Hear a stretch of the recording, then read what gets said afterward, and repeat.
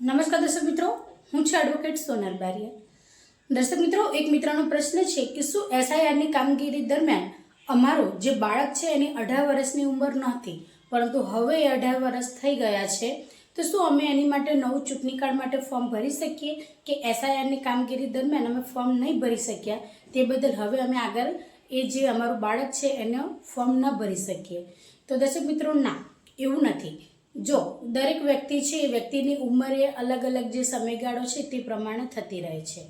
એસઆઈઆરની કામગીરી દરમિયાન એ જે કાર્યવાહી હતી એ ચૂંટણી અંગેની હતી અને તે અંતર્ગત જે ચૂંટણી કાર્ડોની અંદર કહી શકાય કે સુધારા વધારા કરવાના હતા તે થઈ શકે. એની અંદર નવા જેટલા પણ નામો ઉમેરવાના હતા તો જે તે સમયે જે બાળકની ઉંમર 18 વર્ષની થઈ હોય એમનું જે તે સમયે કહી શકાય કે આપણે ચૂંટણી કાર્ડની અંદર નામ દાખલ થઈ શકાય.